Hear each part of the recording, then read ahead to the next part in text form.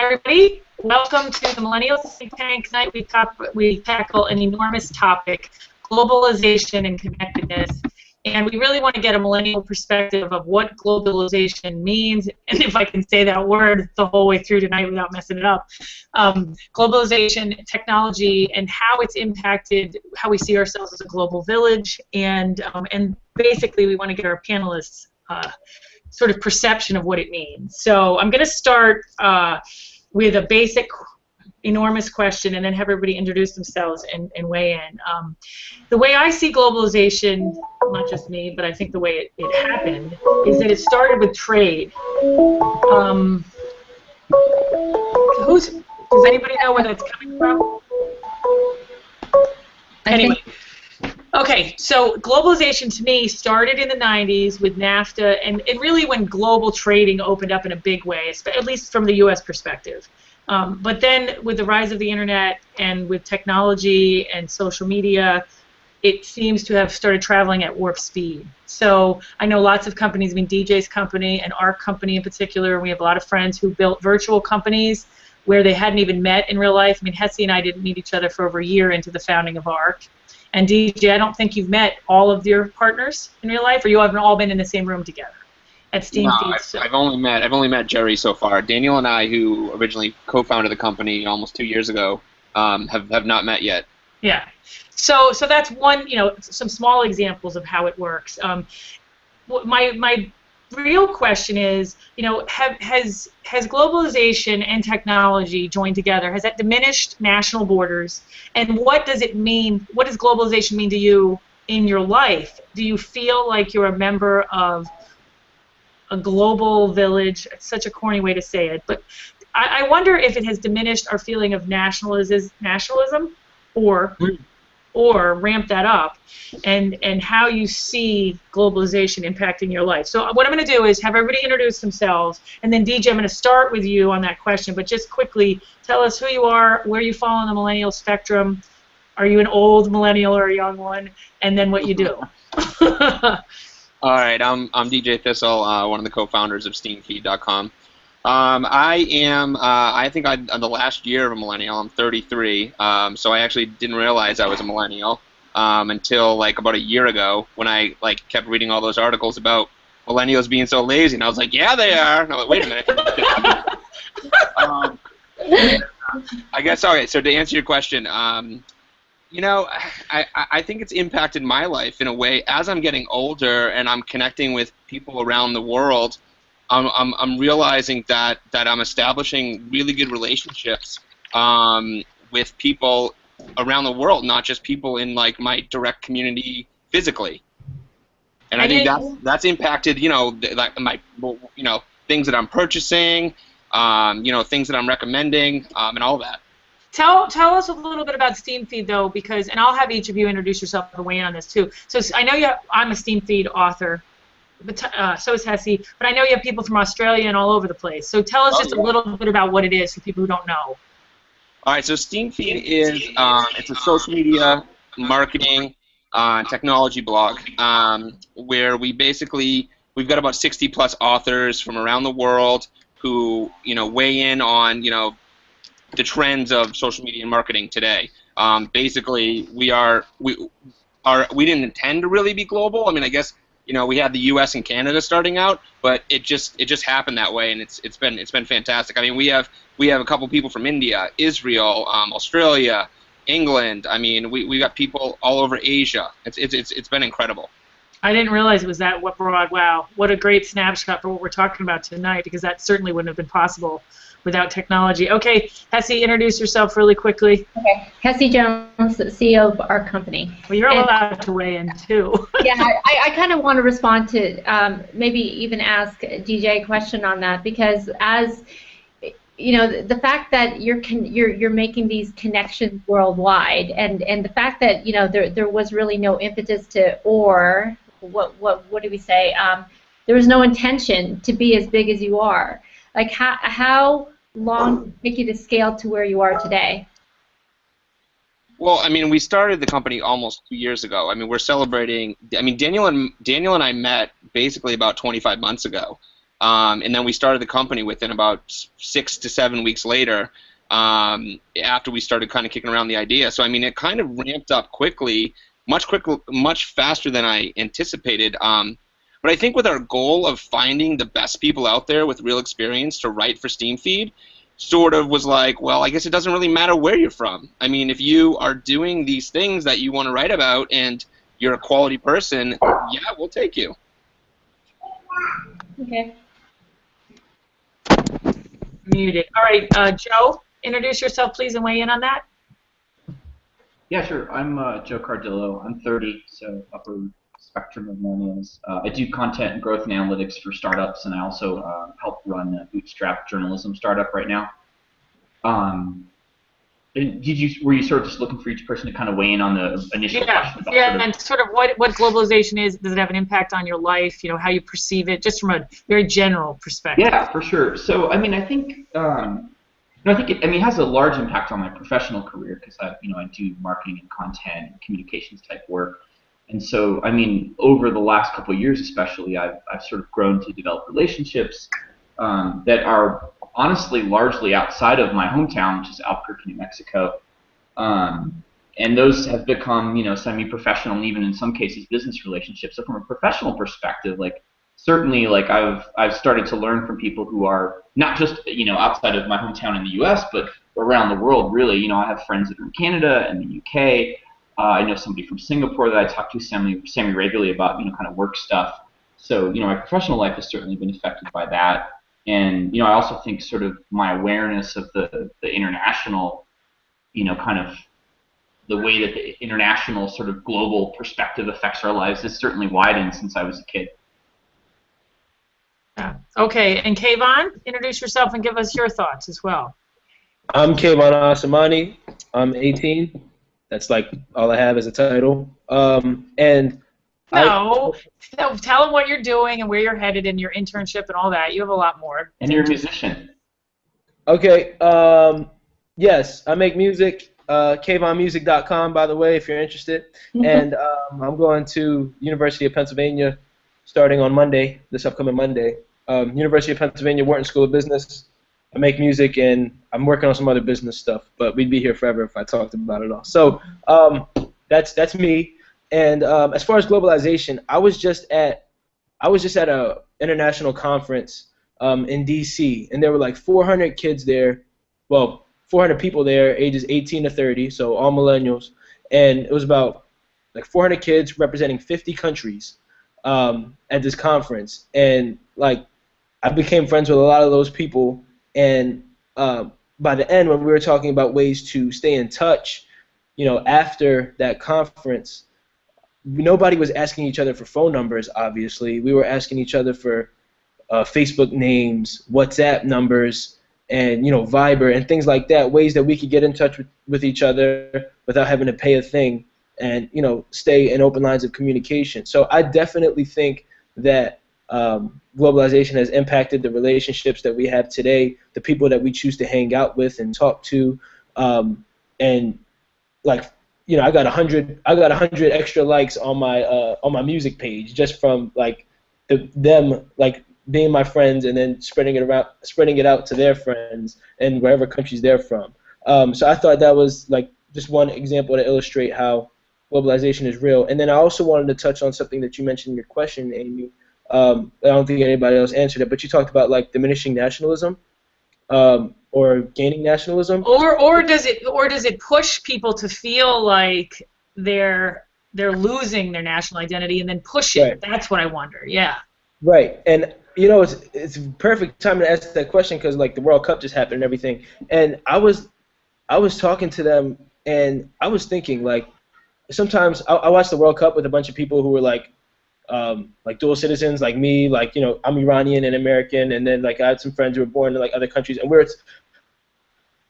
I was like, the USA, like they made a really bad play, and I wanted to say like, oh, US suck, but if I say that, that's like unpatriotic, that's like controversial, you can't say US sucks. But I was like, then my brother was like, actually you could say that, because I like whispered it, like you can say that here because none of these people were born in America, and I was like, oh yeah, so like it was funny, so I said it, but I'm like, then again, if I have all these friends in all these different countries, like who am I? Like, how am I gonna be friends with them if I tell them like, oh, my country's better than you and this, that, and the third, and soccer too. Like, it's become more of like, to me, the USA soccer team has been more like the Baltimore Ravens football team, like, and how I like them. Like, yeah, I hope they do well, but I'm not gonna start a riot if my country doesn't win the World Cup.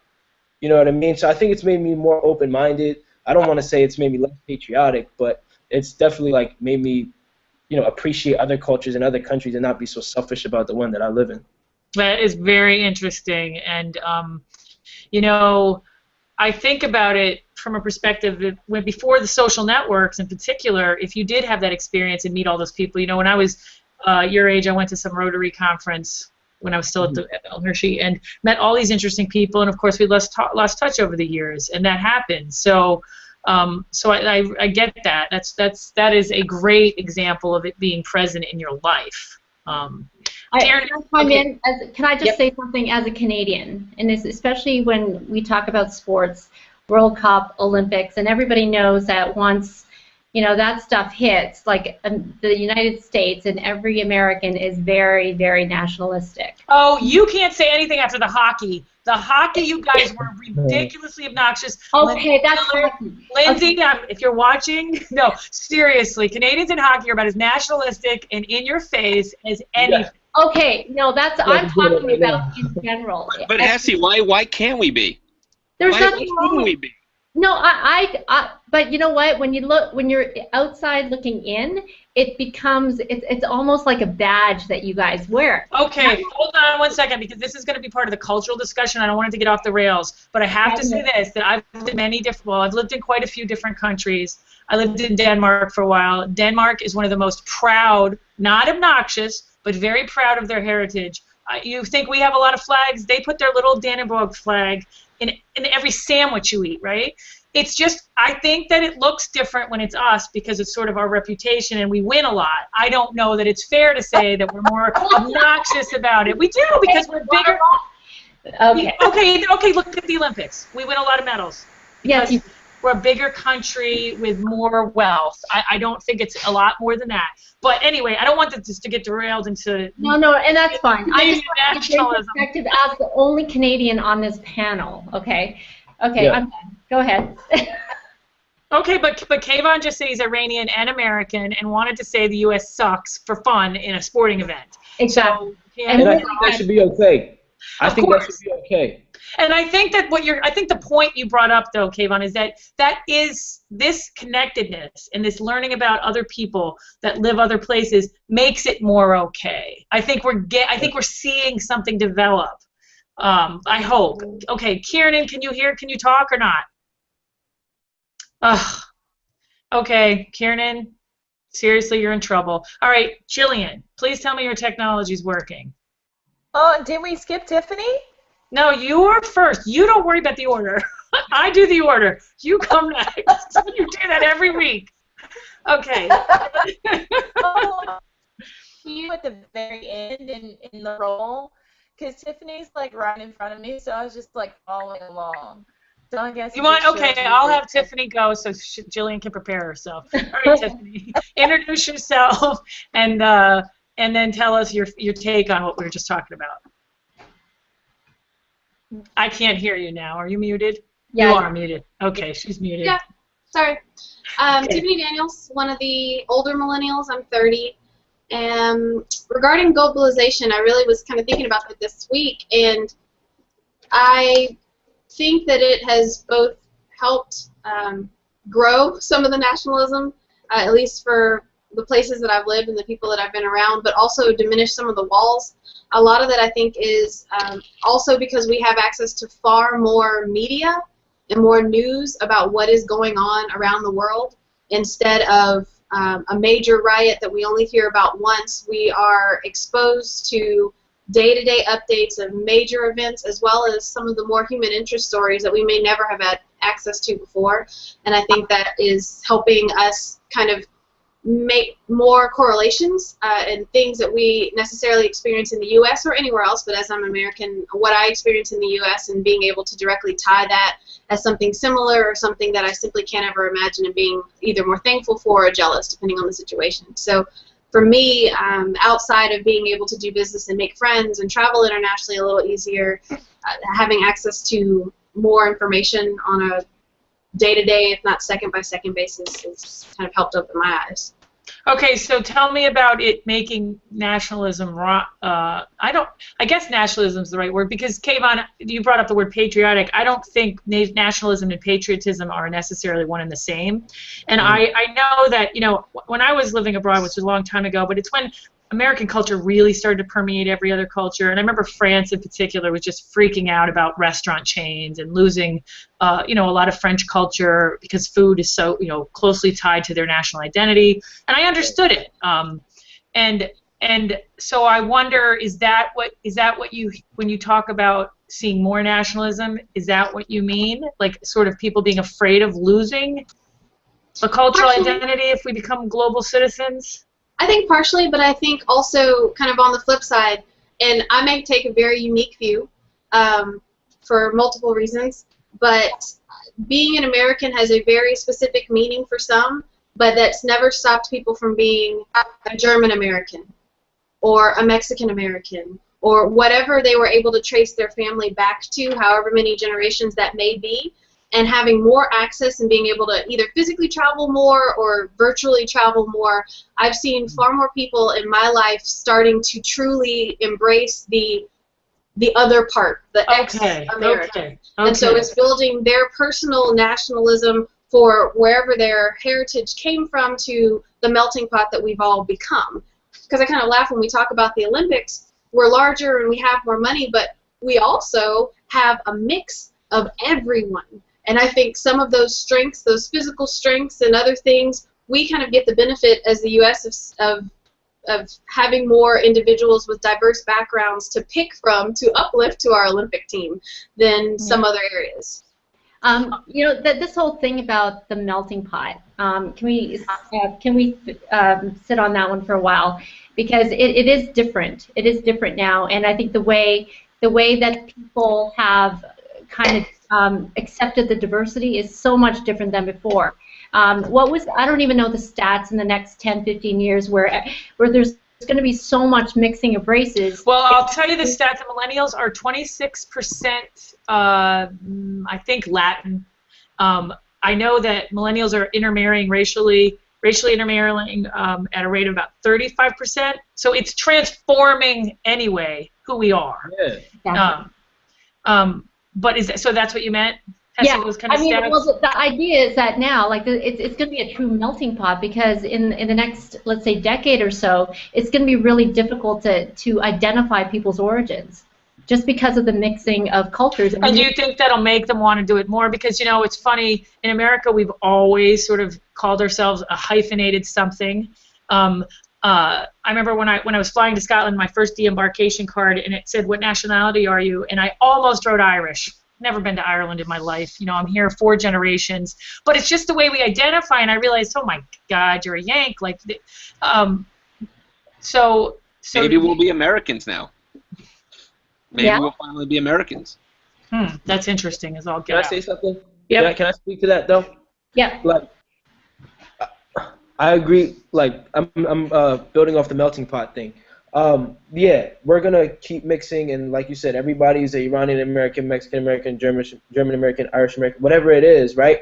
But like, just the fact that like Amy used to 4 generations, like I'm first generation American, like just the fact that we were born in America or even a first world country like Hesse's, like Canadian, like even just the fact that we were born here. Like, we're so much more privileged than so many other people in our world, right? So, like, who am I to go to somebody who's in another country? Like, I'm going to use Ghana as an example because, like, Ghana versus U.S. in soccer, which, by the way, I don't know if you watch the ESPYs, but that should not have won greatest moment when we beat Ghana. But anyway, listen, like, if I meet somebody from Ghana, right, who am I to go there and say, like, you know, when I feel threatened about how my country's doing, who am I to say, oh, our country has this that your country doesn't have, and our country can do this, and it's better for these reasons, when I don't deserve the credit for, you know, how great my country is. I'm just a direct beneficiary of it. Like, how would I feel, like, first of all, there's people in other countries that would kill to have the problems that I've had in my life. But how would I feel if somebody who was like privileged, even in the States, would rub it in my face how much their family did, and like compare it to how much my family didn't do, just because they're beneficiaries of what their parents did. They did not do anything to earn that. Their parents got it for them, and that's fine. But like, same thing for me. I didn't do anything to earn the fact that I'm privileged and I'm American. So why am I gonna go and tell people in other countries that, oh, I'm so much better because I'm American? I didn't even earn that. And second of all, if none of us like instinctively go ahead and tell people when we know our origin, like when people say like, what's your ethnicity? Nobody says American. They say like, I'm Iranian, I'm Irish, I'm this or that. It's like there are so many people in other countries that have contributed to what has made America so great that like, who are we giving to? It's like there's all these stars all over the place, and they all join the All-Star team, and now everybody's favorite team is the All-Star team. Like nobody appreciates where they came from. Okay. I want to come back to that, Kayvon, because what you touched on there, I have a big question about that. But Jillian, do you want to jump in? Tell us who you are and weigh in on the globalization in how it impacts your life. Well, yes, I can. Now, I'm ready. So I'm Jillian. I am also an older millennial. I've turned 30 within the last, number of months. I'm not going to say how many. And I do, online marketing, the whole shebang, SEO, social, blogging, ads, and all that whole thing for one client, TF Cornerstone. So I'm client side now. For me, globalization has been a personal help. I have connected on a personal level, like just starting in college with people outside of the country, specifically because I can't travel. I just don't have the money for that and don't have the opportunity for that. So, and I think that a lot of people also fall into that same category, but still having that curiosity about, what's out there in the world. You can now find that information, like Tiffany said, like all of the information on every level that you want. Not necessarily everything you want to know, but if you want just politics of a region, you can get that. If you want just human interest from a region, you can get that. Do you still hear me? Yep. Okay, yep. Good. My iPad did some kind of weird thing. But if you want just media like television or things like that, just like entertainment, you can get that, and I find that really amazing and close in hand. Because if you make personal connections with people who are like authors, like budding writers, like Kayvon said, he's a musician and entertainer. So many people have been able to take their skill, their hobby, their interest, and blossom it into like an actual contribution to the world instead of just keeping it to themselves and only being able to interact with people that are like inside of their town to work with. So I think education in that sense has super contributed to my professional and my personal life, and I think that for a lot of people in my generation, that same story will be echoed over and over. Okay. Sorry, I've got some crazy technology. Kieran, can you? Oh, I'm gonna have to unmute you. The subject of nationalism. Sorry, I didn't mean to. Oh, sorry. I can't, Jillian. Your connection's a little slow. Boo! Jillian, I was having a hard time. Yeah, right now. Kieran, are you? Kieran, can you talk? Can you hear me? Yes. So. Oh. Do you know where we're at in the? Do you know where we're at in the conversation? Because what I wanted was I wanted to get your input on what globalization means. Does it affect your life? I don't know if you've been following along well enough, but can you weigh in on that? And of course, introduce yourself. What you're doing, who you are, where you fall into the millennial spectrum. We can hear you. All right. Well, I'm Kieran McGinnis. I have really bad technical luck. But I think I'm figuring this out. I'm at like 9% battery, and I'm using all my data for this, but I'm making it work. I think globalization, has had a profound impact on all of our lives. I mean, just think about how we perceive the world nowadays compared to how our parents would have done the same thing. I mean, we're this big interconnected community, and in the past, maybe they had the Olympics, they had the World Cup, and those were, these big overarching events that people got excited about. But nowadays, we eat bananas, from South America. We have kimchi from South Korea, and then we go to Chipotle and have this sort of weird fusion cuisine that they're trying to serve all over the world. And America just seems like the ultimate place where globalization, comes into, its highest peak. I heard this conversation before about, nationalization, people going to a place and, you're going to England or Scotland for the first time and you're saying you're Irish or, something like that. And I feel like thinking about it historically, this concept of nationality is a very new sort of concept. Like the people who came to Pennsylvania, the Pennsylvania Dutch, they're not Germans. They came to America before Germany even existed. Yeah. Yeah. And it's just weird. Americans are the only sort of people who identify with a nationality rather than an ethnicity. And I think that is something that's, sort of weird there. And there's so many different, categories that people want to put themselves into. They want to differentiate themselves in any way that they can. And it really all just seems sort of moot when you consider, the rapid pace that, we're just coming together as this one collective, economically, culturally, in all sorts of factors. I mean, even right now, I'm at my old student home. I stole this kid's headphones. I logged in to Milton Hershey Wireless using his account.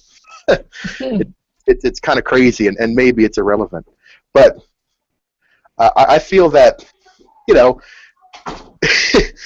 we're a product of globalization, and especially in the developed world, we're the biggest, winners from the whole proposition, from a trade standpoint.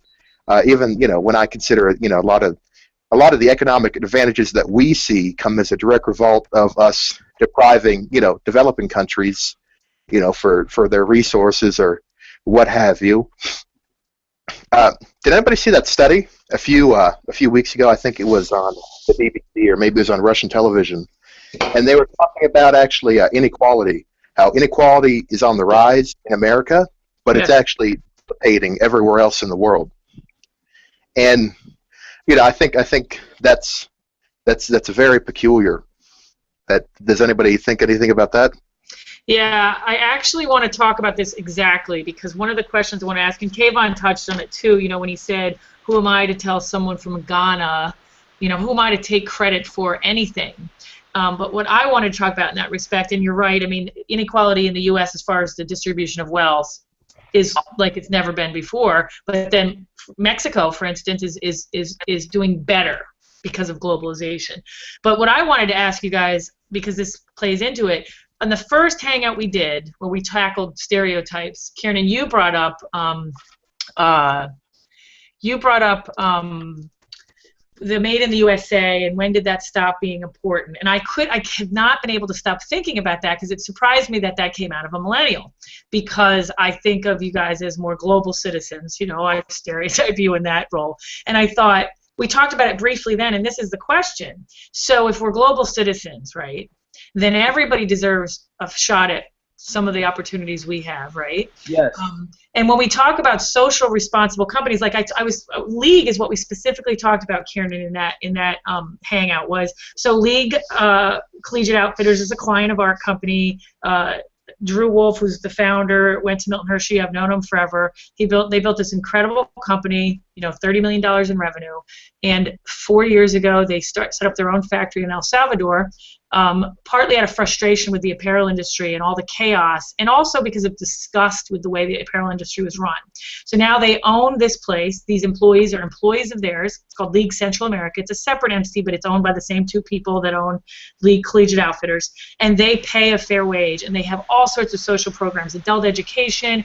They rehabilitate gang members because that's a big problem in El Salvador. Today, we just did a blog post on a woman who was living in a 10 by 10 shack, and she came to them for help, and the company built her a house. It's a great company. I mean, I'm so honored to work for them. And there are lots of these socially responsible companies. Isn't it? So I wonder, companies like American Apparel, and there are some other companies I adore that are made in the U.S., and they hold that up as a badge of honor, because being made in the U.S. means not only are you supporting an American company and American jobs, but you're supporting fair labor practices, right? Because we do, as much as we may complain, we have a very good standard for labor laws. Does globalization and this connectedness change your perspective of what a socially responsible company is, and why not reward one that's being socially responsible in another country that desperately needs it? So who wants to jump in on that? Kayvon, go. Yes, like a lot of people talk about, people coming from other countries to chase the American dream, and I think that's amazing. Like, there are so many people all around the world that have so many amazing characteristics and traits and things to offer to the world, and it's amazing that they come to America to cultivate those ambitions and build on themselves and become those great people. And the great thing about them is, they learn all those things. Maybe they can make a good life for themselves in the United States, better than they might have been able to make it wherever they came from. Or they take that knowledge that they gained in the U.S. and they take it back to their homes. And I think that's great, and it's good to take pride in the fact that the U.S. is that place. But why? What's wrong with creating a world where there can be more than one central place to cultivate those skills? I think that providing more American jobs is very good. I mean, that's very commendable. But that there are people in other countries that are working way harder than any of us on this panel, but unfortunately they don't have the opportunity to really make the most out of what they're doing. In America, we're very blessed with the opportunity to achieve our wildest dreams. But in other countries, they gotta not only do they have the ambition and work hard in an environment that none of us have ever seen before. I'm talking about the countries that aren't very developed. But at the same time, then they gotta play the whole game of luck to make sure that they can come to the States and get a green card or get citizenship or do something to come here and then unlock their potential and then make whatever other decisions they have with their lives. I just think that it would be very selfish of a country just say that we want to do everything here, we want to make everything here, we only want to provide for the people here, when there's a lot of people out there that all they need is a little bit of opportunity in order to make that same impact on a larger global level. So for the rest of the panel, I mean, Kieran, you brought that up initially, the Made in the USA thing. I mean, does it matter to you? I know, and Samantha talked about this last week. I know a lot of you really pay attention to a brand's ethics, right? So if it's an ethical company and it's based in, I don't know, wherever, Africa, Asia, whatever, does that equal to an American ethical company or a Canadian? And the reality is the West in general is blessed. I mean, it's not just the U.S. If you live in Canada, you're blessed. If you live in the UK, you're blessed. If you live in Western Europe, you're pretty damn blessed in general. I mean, you might not feel it if you're in Greece right now, but comparatively to developing countries. So, all right, Kieran, talk to me about the Made in the USA thing. Well, I mean, we've kind of, I feel like as millennials, we've kind of grown up in this world where, we're kind of in awe of everything that, older generations have told us, about the country. I mean, I live out in, in Allentown, Allentown, Bethlehem area, Bethlehem Steel, and the whole place it's run down, it's disgusting, it's crime laden, everything is unkempt, and they're older people, and they say, oh, you should have seen it back in the '60s. It was the jewel of the Lehigh Valley. It was one of the most beautiful cities in the country. People worked in the factories. There were these nice, communities. It was all idyllic, and we kind of just, live in this decay. But we kind of have this sort of nostalgia for this idea of, an American-made product. I feel like, we think about what the world used to be like. Millennials? Do you other millennials have that same? I mean, I totally get the Bethlehem Steel thing. I mean, Billy Joel wrote a song about it in the 80s. But do you guys have that same nostalgia for American-made? I mean, I don't.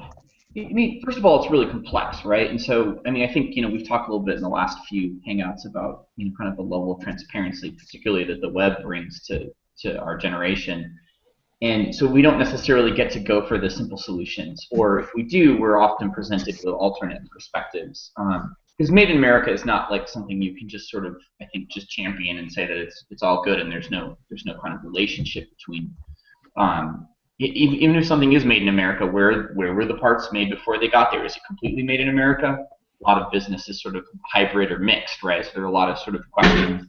And then, of course, other factors like, well, then where does it get exported to? What are the, the import-export taxes, like all sorts of other kinds of things like that. I think, my overall perspective about that kind of thing is that, people I know who are 30 or younger seem to have a little bit more, and I feel this way about it, have a little bit more. I mean, we're not really, I don't know if we're really allowed to sort of think of things just on a small level anymore. I mean, I feel like I'm presented with so much information on a regular basis that I can't sort of let go of the fact that, you've heard the saying, just injustice anywhere means injustice everywhere. I sort of feel the same way when you think about economic parity, right? Like, when you think about sustainability on the long-term level, like I don't know how you can not have that same feeling about, about business. DJ, since he kind of took a dig at you there because he said anyone under 30. Yeah, I noticed that. Yeah, I did too. But no, Not tell me, because what I think is interesting is when you said you didn't realize you were a millennial, which I love that because I get, like, today, Daniel Newman shared a post from Clout. I know I should have read it, but it was like everything you need to know about millennials, and I want to bash my head into the wall because I don't know that people run around thinking of themselves as a millennial. So I thought that was really interesting. But do you have that same? Do you agree with Joe there that I don't know if I'm not allowed to, but it's kind of ridiculous maybe. The idea of this nostalgia made in the USA because everything is so global. I mean, do you agree? Not particularly. I mean, I like things that are made in the USA. I will take notice to them, and I will buy and purchase them if the price is right. That does give me a little bit of a bonus to purchase something in that capacity. I mean, I like to get all touchy and feely and feel like that we want to take care of the whole world at once. But I feel like this global connectivity is still such in its infancy. We're just not there yet. We have our own problems in our own backyard that we also need to take care of in order to be able to kind of do these things on a larger scale. I mean, I'd love to say that, I'll be happy to support buying something from, I don't know, Japan over the same priced item in America of the same quality, which I would personally choose the American-made one. I just would. I just don't think we're there yet. Now you're from New England, right? Yes. Yeah. So New England had a grand tradition of manufacturing that just totally evaporated. Yeah. You think that weighs in at all? Where's Boston? Here, come, John. Sorry. We got the. That's okay. That's okay. Addie's in the background too. Is he a millennial? No, Gen Z. Yeah, Gen Z. They're already starting to classify him too. No, sorry, go DJ. He's actually apparently a lot smarter than us. I read that somewhere. Yeah. Which actually I totally agree with because I have a 3-year-old. I'm not sure if that factors into it, Amy. I mean, it's totally possible because I grew up, going to look at the Lowell, mills and stuff like that, all torn down and stuff. And well, because I did grow up just north of Boston, and there was a lot of pride. So that's totally possible.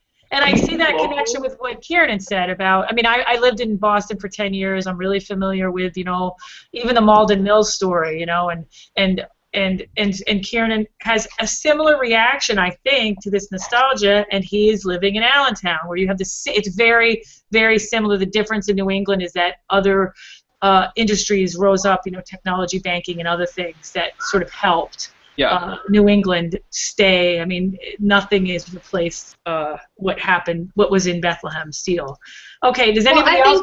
Okay, yeah, go I ahead, do, Tiffany, actually. sorry. And maybe because my view, you know, with what I work in workforce development, so that definitely changes my priority. Sure. I think one thing that we forget is that it's really difficult for someone to concern themselves with the needs of individuals outside of their country if they're unemployed. So as we continue to talk about, you know, globalization and buying products that are made elsewhere and supporting individuals and companies that are conducting in ethical ways outside of the country, like I completely support that and agree with that. But with the decline of manufacturing in, you know, in the Northeast and everywhere else in the country, we lost the middle. We have a lot of people that were extra fortunate in the U.S. to be able to get higher education and college degrees, or, you know, dig in and work really hard and start their own businesses. And we have a lot of people on the low skill side, either because of opportunities or drive or whatever happened, but that middle area for the folks that were planning to work for the same company for 30 years, and they may be getting dirty and working manufacturing or working agriculture even, but they knew that that was something that could support their families, and they could buy a house on that, and they could send their kids to school and do better. We've lost a lot of that middle. So when we talk about globalization and needing to support jobs elsewhere, I agree, but it's really hard to go into my office tomorrow and tell that to someone who's been unemployed because they were trained for those middle jobs that don't exist anymore. Yeah. I want to weigh in on this because yeah, I wanted you to. Probably, I don't know, when I was grade 13, that was like 1980 something, I actually went to Haiti. I went there as a missionary, and I was there for about 3 months, and it was more of an experience than anything else. And I think sometimes when you have that kind of context where you see the relative differences in lifestyle, where people don't have shoes, half of them, like half the population there were orphans, you know, and parents dying, like there's a military coup that kills people every day, a government that's just in a period of unrest. Then you look to see your own life and you go, I actually have it pretty good. And I understand everything that you're saying, but I'm thinking also that if you weren't exposed to that stuff in the beginning, would you really understand how good you have it, or how much more do you need the people that are around you versus those where you actually have no context into what their lifestyle is all about? Yeah, and I think, but that's perfect. I mean, Tiffany is living this every day in her job, having to find people work, right? So I get it. I also, this is my next question because it's tied into that. You know, I talk all the time about living abroad and how it changed my perspective. How have all of you traveled outside of the U.S., right? Raise your hand if you've traveled outside of the U.S. So Kieran has, I know that. Kayvon, Jillian, tell me if you have. So all of you have. What? Tiffany, I mean, Jillian. Yeah. You have traveled outside of the U.S. Okay. I'm just going to mute you real quick, Kayvon. So has technology made it more of a reality? What's the word I'm looking for? Made it, you know, a lot of my friends growing up didn't travel at all, and I'm kind of an oddball because I did so much. And I know a lot of people who've never been on an airplane that live in the U.S., that live in the Northeast. Has technology and this social connectedness made it something you would do more? Because, you know what I'm saying? Does technology inspire you to travel more? Does it make it easier because of the relationships you have? No. Only because I've always had that want. Like I did not need help wanting to travel. It's just the money. like whether you have somewhere to stay or not, you still have to generate all the funds to pay to all the travel outlets to just get somewhere. So in that sense, the internet, I mean, the globalization of information is amazing and fantastic, but you still have to pay for an air travel ticket. Yeah, no, I know you still have to pay for it, but I meant because if you have relationships, like, so Kayvon goes to this conference and he meets a bunch of people and then he stays connected to them and, they build a friendship. I've got something to say about this. Okay, go. Right now, my good friend Cole, he's another Milt. He's in Indonesia, and he's out in this rural village, and he sends me messages every day about everything he's doing, all the friends he's making, all of his photos are on there.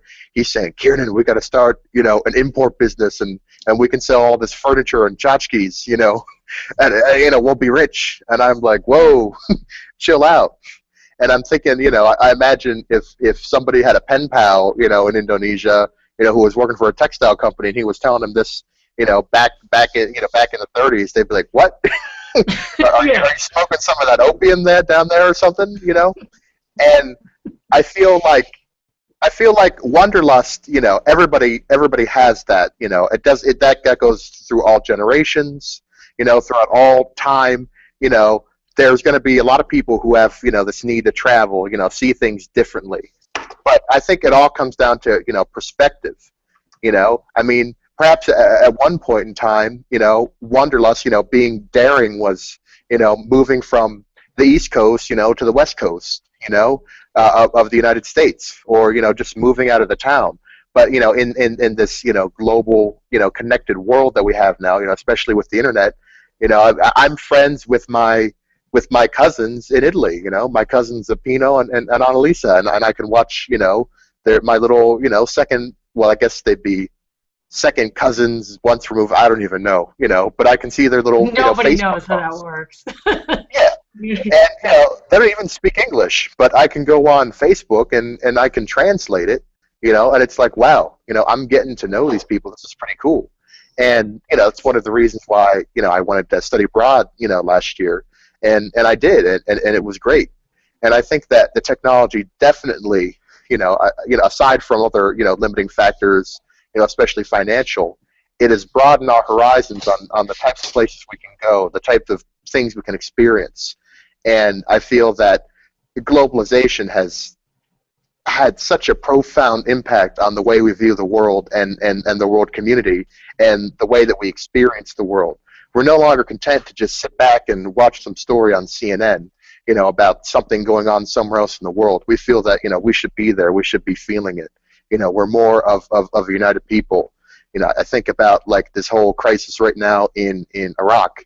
Not the crisis in Gaza, Ukraine, Iraq. It's a pretty messed up week in the news. Ferguson.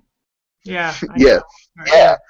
And, I really feel that more so than ever that, people are resonating with these crises around the world, and really feeling it. But at the same time... Does it make us feel a little bit more alarmed? In the 70s, when there was a lot of international terrorism, a lot of planes being hijacked, even before that, when the Israelis were killed at the Olympics, I remember when I was very young distinctly feeling like the world is falling apart, and then you layer the Cold War on top of it. Now, with especially this last period, it seems like there's so much concern. Like Joe and I were talking earlier about last night, he was watching the live streaming from Ferguson, even though the main networks were not recording everything. He was watching things as they happen. And I know this comedian. He's a comedian writer for the Comedy Channel, and he has been watching all, and he decides, that's it, I'm going to Ferguson. And I'm thinking, would that have happened? Would that man have made that decision to go if he didn't have all of this access to information? But DJ, can I jump over to you for this? Because I think you're muted, DJ. I think you're muted. No, I was just waiting to answer. Okay, sorry. You're so good at the technology part, it throws me off. So do you feel the same way Kieran did? And the reason I'm asking you is because you had a different perspective at different times from, everyone's life obviously is their own and they have their own experience. But do you feel like that the social network and all the communication has made it, have you wanted to travel more? And you're different because you have a child. And most of our panelists that we've had on here, millennials, aren't married, don't have children. I don't think any of them do. I think you're the only one. I'm not entirely sure if it's made me want to travel more. No, at least I haven't acted on it yet. But I will say, like, I have met some people through social media where, like, so for example, it used to be a Steam Feed author, Kim Yule, is living in Thailand. And I don't know a lot about Thailand, but every day, well, not every day, but when we would hang out together, I would get this, she would kind of like take us around and tell us about Thailand. And that was, I was like, wow, so it seems like it's safe, which, I may not have ever known that before. And there's other parts of the world, too, that I'm being exposed to that I'm not sure that I could get that same type of reassurance from a brochure or like a travel book. Yeah, absolutely. I mean, even travel planning, when I took a cross-country trip years ago, I had to look up books and, like, now you can really research all sorts of things, including security, before you go. So, all right, I want to ask a really big question, though, because we're running out of time because there's so much to talk about. And Joe brought this up earlier before we started to hang out. So these social networks are international. They're monstrous. How many users does Facebook have now? Billion? I don't know. Twitter, even Google, which I know is not a social network, but do you guys feel that these networks have a responsibility to provide access globally to information? And the only company I can think of that has actually done battle this way is Google in China. And I don't know where that's at. DJ, you probably know more than I do about that. But is that something that you're even cognizant of? Because Twitter is used by, hell, Al-Qaeda uses it. And if you watch with Anonymous, when they released the police officer's name that shot Michael Brown in Ferguson, Twitter shut down their feed, or suspended their account. And I just wonder if you guys have thoughts on if you've thought about what the social networks owe global citizens, because most of them are American-based, but that doesn't mean that everyone in the world is used to having the same rights as Americans are supposed to have.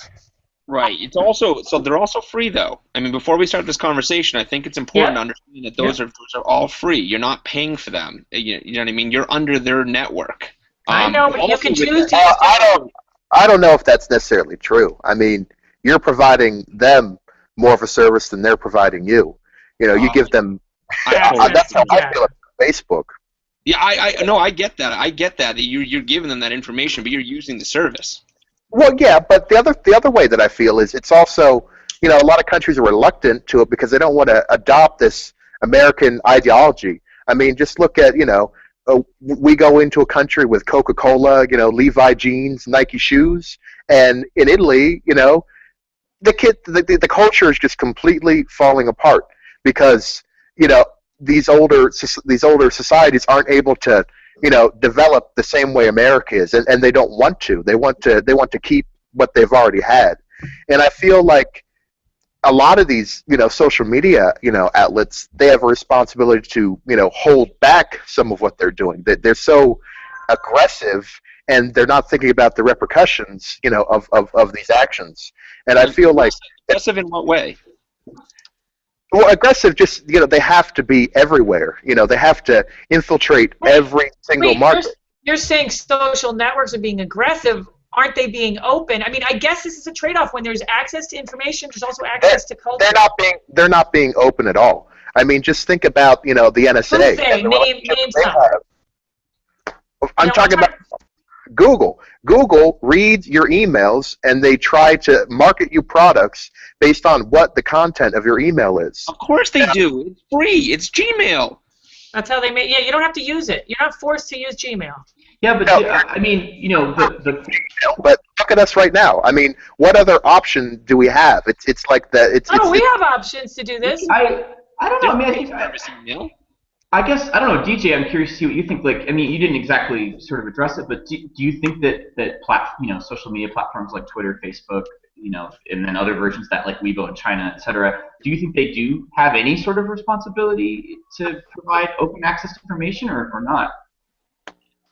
To the responsibility to provide it? Like, in what way? Like, if they like come across like a pedophile or a terrorist? No. He means no. I mean in terms of like visibility to users, right? Like people that are actually on those platforms. Like, I mean, some people are sort of accusing Facebook or Twitter of like controlling the algorithms that trend certain things. Like, something breaks on Facebook these days. Like, I see what you're saying. Yeah. Well, okay, use the anonymous example. Did Twitter have a responsibility to shut down the anonymous account, or do they have a responsibility to leave it open? I see what you're saying. I think they made the right move in that situation. I think they made the right move. So yes, in a way, I think they do have a responsibility. Plus, it's their brand, and they have to do what they think is what their users are going to want them to do as well. Tiffany, I need to hear you on this. And one reason I asked Tiffany, I think you're very boomer-like in some of your perspective. We've talked about this before, which is not a bad thing at all. But what do you think about that? What do you think about? I mean, the anonymous is one example. Joe, what we talked about earlier, I was thinking of a broader thing, like allowing access to, like, say, Russian citizens to have access to the network along. You know what I mean? That kind of thing. The Arab Spring is another example. Yeah, the Arab Spring. All of those things. Yeah. So, Tiffany, I want to hear your thoughts on this. I mean, my first thought is most of the social networks are not responsible for denying that access. It's the governments within those countries, and I personally believe that everyone should have the same access that Americans do, but the companies go regularly battle with the governments of particular Middle Eastern countries, with Russia, with China. So I mean, I really can't say that Facebook should do everything they can to fight the government of China. I don't really know if I believe that. But talking more on some of the specific things, like the case of Anonymous, maybe because I'm a boomer and maybe because I have kind of a journalistic background. You're not a boomer. I am a boomer. At heart, I want to be a grandma. But I understand the suspension of the account, and I agree with it, not necessarily because the information didn't need to be known eventually, but because there were reasons. That police officer's name was going to be released, but right now there was a case of both the investigation and that officer's family and their safety. So when you cross a line that puts other people in danger to make other people happy, I think there's a concern, because we don't consider these social networks newspapers. They're not held to the same level of scrutiny and responsibility as some of our traditional media, but they expose things in the exact same way, and most of that is positive. Most of that is things that our media doesn't have access to, or for political reasons or funding reasons choose not to go with. But in some cases, like Anonymous with the Ferguson officer, it was too soon. There were other reasons. There was no way that it was going to be acceptable that that name would not be released eventually, but there was no reason to do it now. So I don't want to get into the politics of it. I totally disagree with you there, because I think if the police force had been transparent, his name would have been released. But that's just personal opinion. But it's never released that early. It's never released that early until they have more for the investigation, and especially with the riots. As soon as the first act of violence happens, they're going to make sure that they keep that person and that person's family identity secret as long as possible, so they can kind of work out the details, so they can go back to the community. Why are they working out details? Why aren't they being transparent? I'm not saying that they were wrong. I'm not saying, like, I don't know what happened, but I don't believe that that was the right time or the right way to release the name, because there were other people involved. It's not just that officer. Real quick. What? Go ahead, Shannon. I just want to say that if we want to say that the primary purpose of the internet and all of these big, media firms and information firms is to make free information accessible. Ugh. We lost you. Okay, here's what I know. Amy, let me just say quickly that the release of that name had no intention other than to cause like a problem. It wasn't like in that situation, specific situation where there was riots. then that name was only released to cause problems, not to like. First of all, there were wait, I don't want to get bogged down in the Ferguson thing, because first of all, there were protests, not necessarily riots. There's a difference. But regardless, there were angry people, and I'm not saying they were right or wrong to be angry. They were angry. Yes, but okay, we got sidetracked, and we are going to do a cultural issues in 2 weeks. We're going to do cultural issues, and it's going to be a difficult, unwieldy topic. But I think this is what we really need to do, because it's 9 o'clock. We've got to end it. I think this is a topic we need to come back to. What responsibility do social networks have? Access to information, protecting their brand, and all of that. We're definitely going to put this on the docket, right? Cassie, don't you agree? Yeah, no, absolutely. There's a lot, and obviously on this panel of one generation that everybody likes to put into a monolith, very differing views, right? So, and Jillian, I see you there, and we're going to come back to it. And definitely, I want you there in 2 weeks. When we talk about cultural issues, because it's a big deal. All right, we're going to end it, you guys. We're going to end the live broadcast. Say goodbye, everyone. Thanks for watching, and hang out afterwards. Okay, guys? Bye.